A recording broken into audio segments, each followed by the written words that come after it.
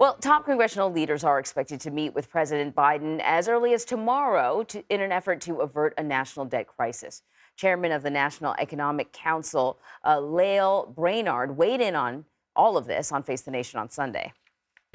Congress has acted 78 times in a row to avert default, to prevent default, and we know they have done it. They certainly did it 3 times under the last administration. So our expectation is that Congress will do what is necessary, even as we continue to have parallel discussions on the budget, which is a normal thing that Congress needs to do every year.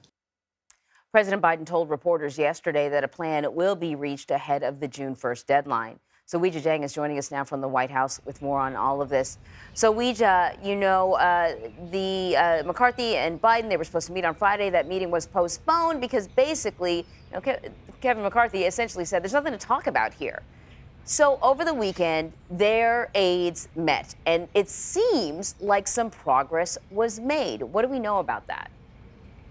Well, they have been meeting, we know, for several days now in a row since the president and staffers from the big four congressional leaders, have been meeting since they had their meeting here at the White House. And you're right, it seems like there is some progress, but the White House spun that very differently. Not that there wasn't anything to talk about, but the White House said that the president and McCarthy and the other congressional leaders were not meeting yet because talks with their staff were going so well, because they were making headway and because they were making progress, that they wanted to postpone the official big talks until they really had some agreement on paper on the table, if you will. And so we believe that progress is coming in 2 forms. One, the speaker has made clear that he wants to rescind some COVID relief funds that have been approved but not yet spent. So there's about $500 billion that Congress already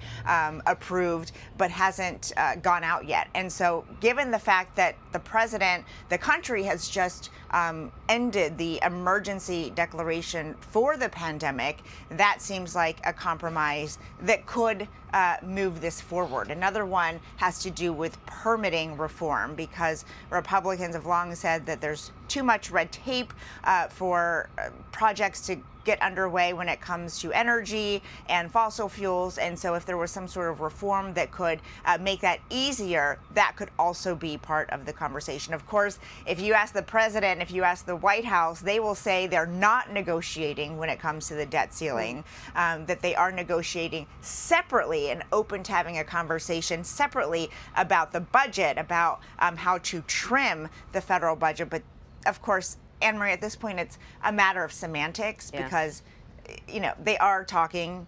They are trying to reach a compromise. Some would call that negotiating.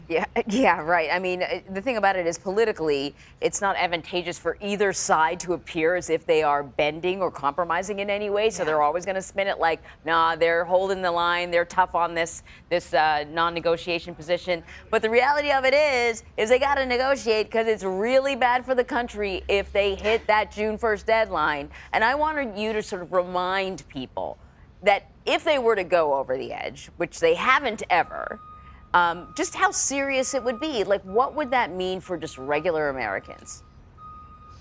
Well, even the White House has said this would be catastrophic, because it would impact just about everything with regard to the economy, with regard to something like mortgages and things that need to get paid. Because what we're talking about here is whether the U.S. can pay its bills for things that have already been billed. So if you can't pay the bills, you see this image right here, it would impact everything from borrowing costs to delayed Social Security payments to delayed paychecks for federal workers, because there is no more money. That's what we're talking about here. And so that is why, you're right. It's not just the White House, but congressional leaders and lawmakers are also sounding the alarm, saying that, this has to get done, that it's not really something up for discussion. And everybody seems to agree that the debt ceiling has to go up. But the problem here is that Speaker McCarthy will not decouple that from spending cuts for the future, for future money. And so that's where the kink is here, and that's what's holding things up. And we'll have to see whether, they come to an agreement. And I should say instead how they phrase it, whatever it is they decide to do to save not only the U.S. economy, but the world economy.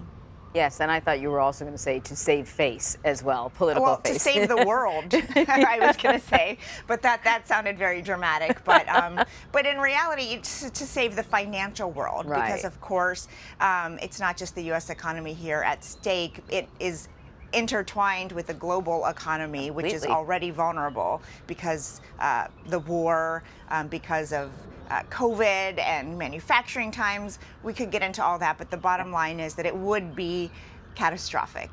Indeed. Weijia Jiang, thank you very much.